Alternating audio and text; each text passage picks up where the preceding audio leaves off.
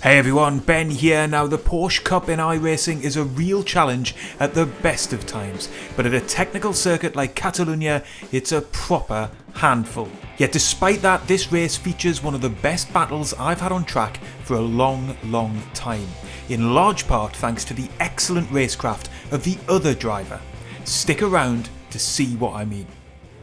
But before we get to that, there's the small matter of getting these cars off the start line and around lap 1 in one piece. Red lights are on, we're waiting for the green lights. And we are underway. It felt like we were held for quite a while and I really struggled to get the car going here. We've slid horribly, wheel spin at the back, and other drivers looked to have as well, as there was a bit of a collision off to my left hand side as cars concertinaed together. Thankfully, we have managed to get underway and we didn't get collected by anyone else as we're into T1, and it looks like everybody has taken a sensible pill before the start of the race. No big contact here. We were able to snake our way through the right and then the left, and now the agonisingly long right-hander where you've got to be really patient on throttle application, particularly on lap 1 with cold tyres and cold brakes. Down into second gear, somebody's got it wrong, off onto the grass there out left. That looks like the number 1 car, Christian Pizak. He's off onto the runoff area. He's going to be cursing his luck there and have a big job on his hands to get back through the field. We are closing in on the rear wing of Lagensiepen up ahead, and we might be running in the top 10. Still, despite that terrible start, we look to have made up at least some positions.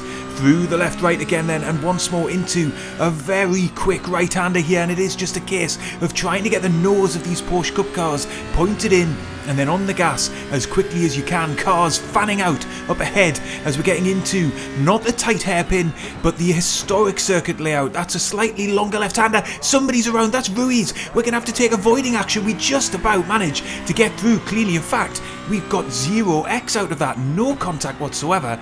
And in fact, we made up an extra position by the looks of it. Linton and Caballero up ahead, going side by side. It looks as if Linton might have the inside line. Surely going to get an off track for that, but manages to hold the position anyway.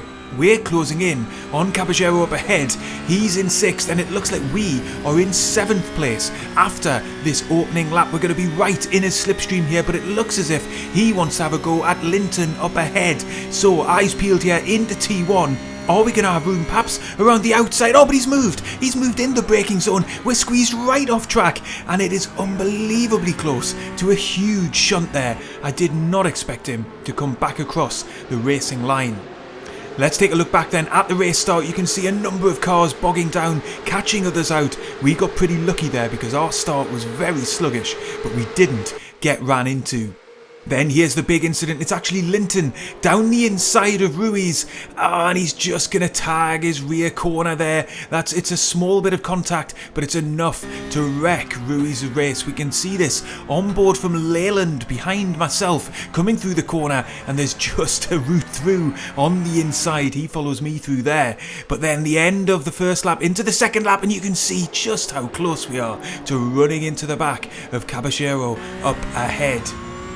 We resume then on lap 3, and you can see the distances up ahead, not too far, within a second still of the next pack of cars, but somebody's had an off up ahead. That's Jep Jensen rejoining the track then into the right-hander. We're going to have to take a wider entry and then try and sneak up his inside. We've got the momentum and we get that position done. So we're up now into the top 6. That's just what we want at this stage of the race. Unlucky for Jensen, but we've been able to profit from that very nicely indeed. And now the challenge is to keep in touch with the drivers in 6th and 5th place up ahead. You can see I'm still struggling just a little bit under braking and on turning in this Porsche Cup car. When you get into the groove in these machines, it is quite satisfying, but I'm not going to lie, it is a real challenge, particularly coming out of predominantly running the Formula 3 cars recently, which are all about downforce and really pushing as hard as you can.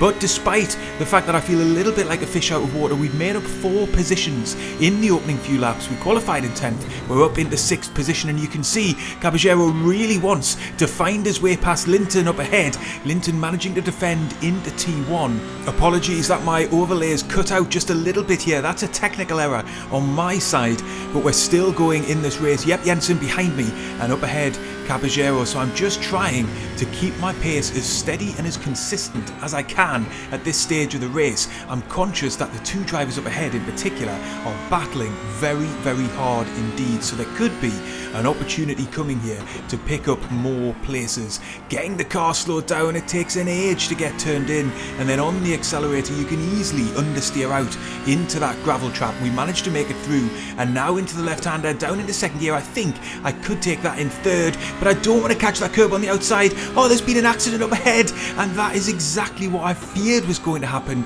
The question is, was there contact there between Caballero and Linton? Let's take a look at it. We're following Linton here then. Oh no, he's just carried too much speed in. He whacks that sausage curb, and that is enough to unsettle the car, and fair play to Caballero behind. He manages to avoid the accident. We rejoin the live action then on lap 5, and unfortunately for me, I am coming under pressure from the driver behind. That's Christian Bijak, who you remember we saw having the incident at T4 on lap 1. He's the number 1 driver, so no surprise that he's making his way back through the field here. And look at the exit that he's got from the final corner. He's going to be all the way alongside me as we cross the start-finish line here. There is going to be no defending this into T1. We're side by side. I'm going to just ease off the brakes slightly earlier, avoid going side by side through the corner, concede the position, and live to fight another day. Here's another view of it then, down the start-finish straight. He's got way more speed than I do.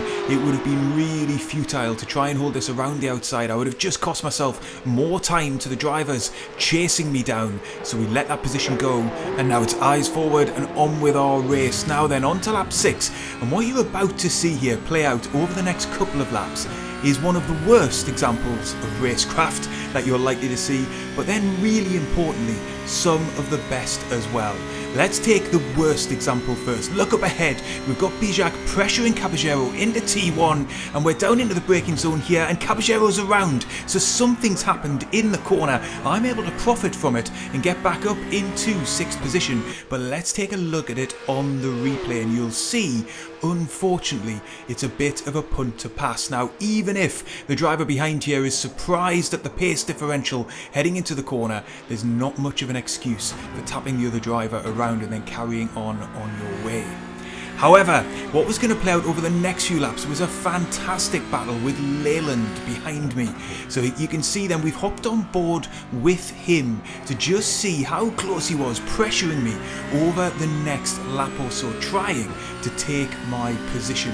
Brilliant racing though. You can see just how close we get. He's definitely the quicker driver at this stage of the race, but I'm managing to just about hold him off. At no stage did I feel at risk of getting taken out of the race, and you'll see that that continues as we hop back into the live action on lap 8, and he is still right on my rear wing here through T4, and look at that, he's trying to just sneak up the inside, but that'll put him on the outside of the next turn. That's going to pinch my line because I want to give him room on the outside. He tries to switch back, but there is no room. You can see him there swarming in my rear view mirror. I just keep the car under control on the curb on exit. We're through the left-hander then, and again he's definitely carrying more speed through there, but it's single file traffic, there's no way through. And now into the very fast right-hander, and we are just having to hesitate on the throttle so we don't run it out wide. He's going to have much more momentum coming down this back straight. You can see then he's shaping to the inside, but he just runs out of straight.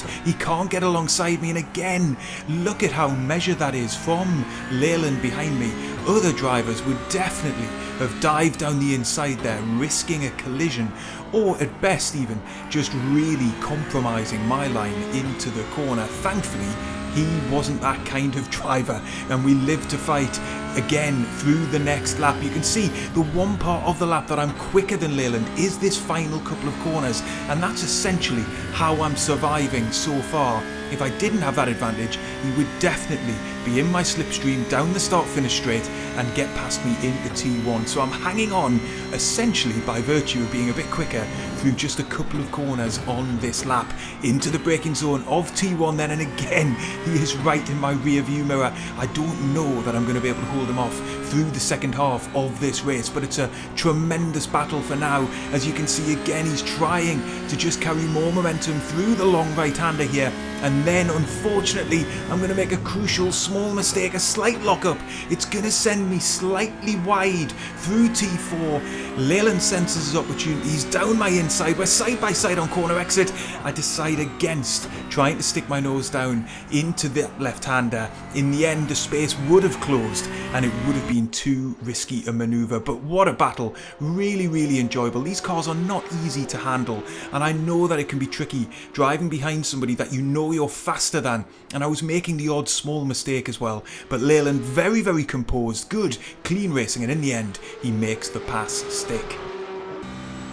And that really was the last significant action of my race. I could not quite keep pace with Leyland up ahead, and in the end I brought the car home in 6th position. Not a bad finish all in all, a challenging combination this one, an enjoyable one to race in, but I need to put much more practice into this Porsche Cup car if I'm going to be properly competitive. We did get a boost to our safety rating and a boost to our iRating, and here are the classified results. You can see my average pace was pretty well there or thereabouts for everybody except the top 3, who were much quicker than the rest of the field. I hope you've enjoyed the race. If you have, then there's a very good chance you'll also enjoy the video up on screen now.